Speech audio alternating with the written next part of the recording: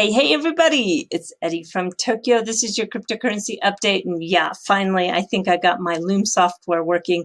So you'll be able to see the tabs as I move forward. And I'm so sorry that I gave a video out there first that didn't have any movement. So what are we going to talk about today? Well, we're going to talk about Gensler.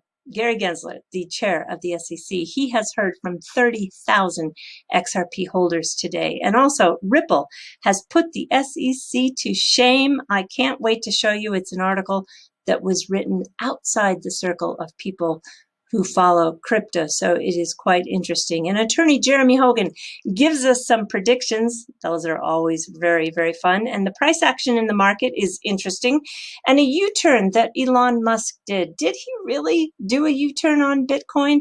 Or is there something at a greater planning stage here? I will weigh in on that. And then finally, something very mysterious came from David Schwartz, the CTO of Ripple, in the way of a tweet. I don't know, it's got a lot of people wondering what's happening.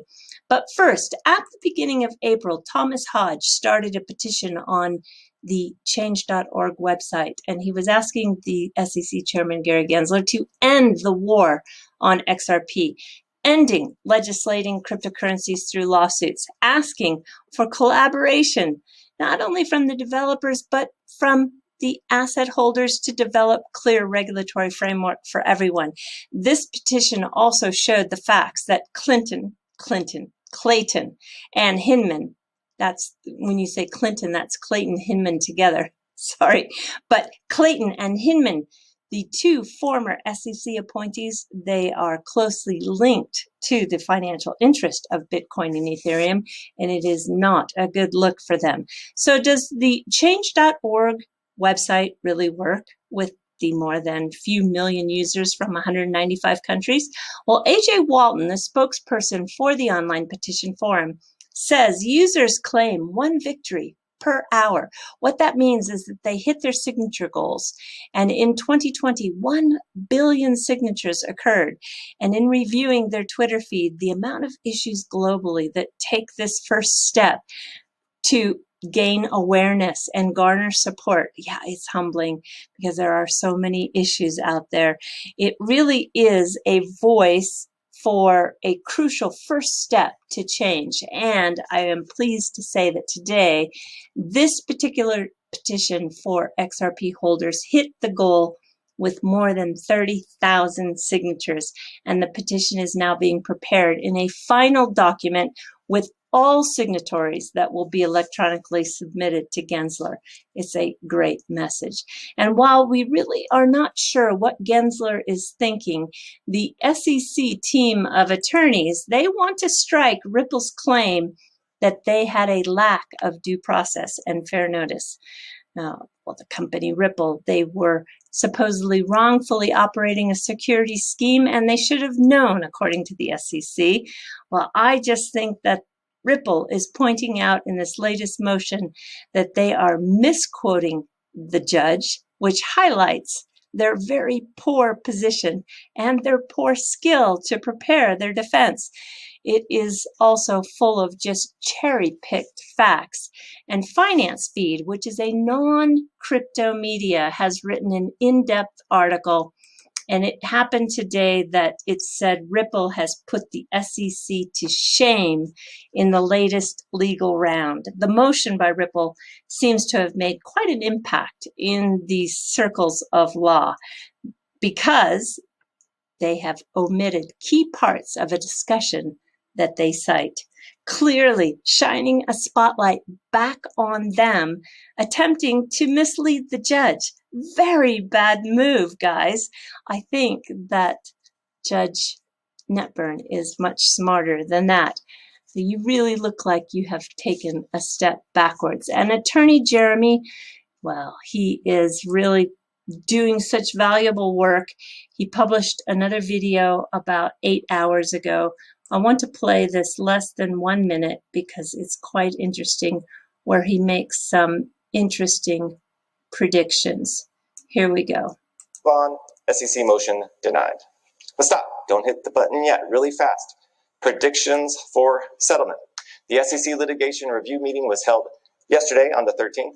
My prediction is that if Gary Gensler is going to pull back from this lawsuit and instead work for more regulatory clarity, it will happen in the next 2 weeks. If we go into June with no settlement, then this lawsuit has been adopted and supported by Chairman Gensler, for better or worse. Now, if that is the case, I predict no settlement until September at the earliest, because we have to get through the discovery.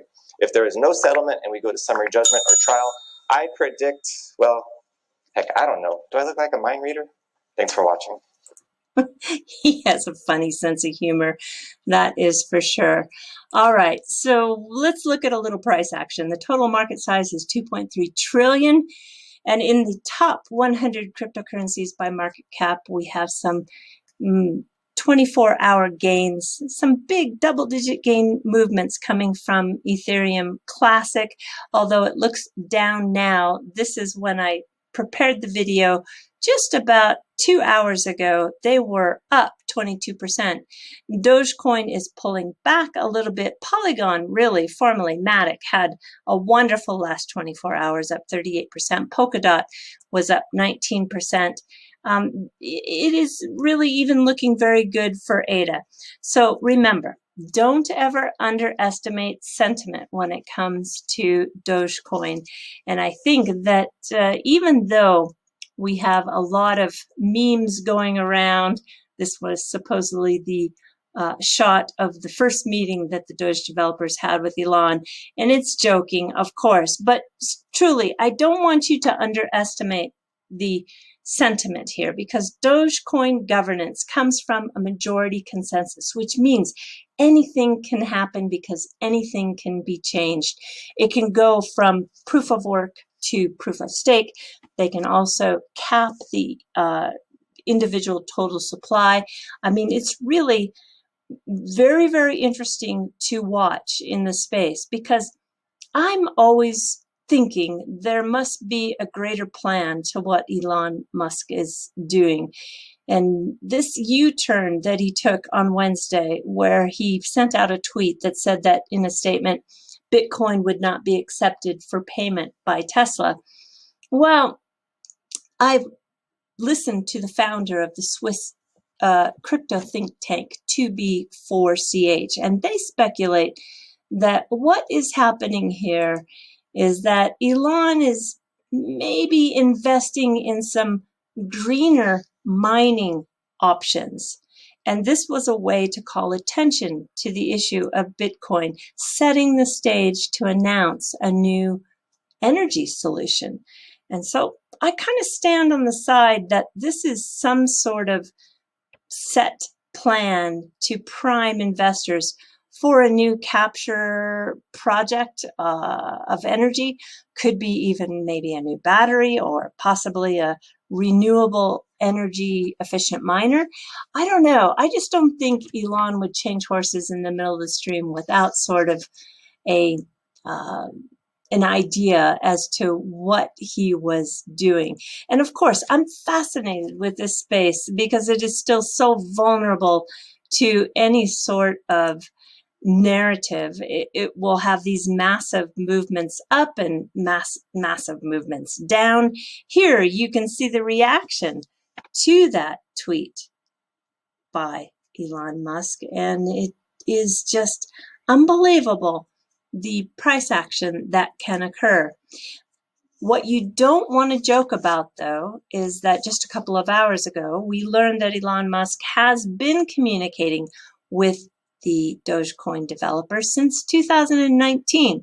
Ross Nickel, Mitchy Luman, Max Keller, they've all said no to Musk when he offered them funding for development.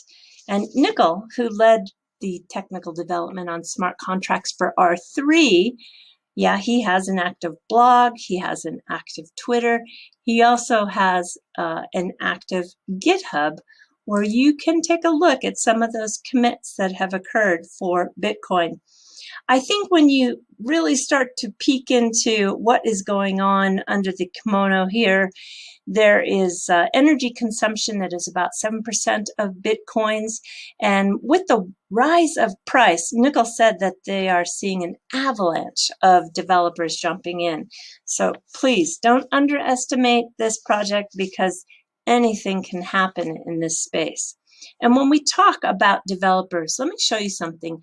BitTrue is calling out for up-and-coming blockchain projects. They have a $50 million USD investment fund, and this is to encourage and nurture young blockchain development.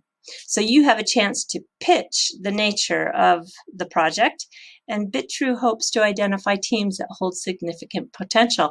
And don't worry, if it is something niche, it's okay, meaning it can be on any chain. So I hope to see some amazing projects come from this support, which is very, very good. And over the course of 3 years, they're going to solicit applications. So for 3 years and 50 million, I think we're going to see a lot of really wonderful projects emerge in this space. All right, and the last but not least is a strange tweet that came from David a few hours ago. David is the CTO of Ripple. He is also the original architect of the XRP ledger. And here's the tweet. Today was a good day. Well, I'm not sure, but it definitely is a bit mysterious. Look at all the likes on that. So I think this is a perfect way to end the video. I'm sorry I don't have fluff for you. In redoing this video, I lost all my fluff because I was closing all my tabs down, and I realized that using my backup software Outclip, because Loom was currently not available, it didn't show the tabs. So this is a retake, and thanks so much. Do take care. Sayonara for now. Bye-bye.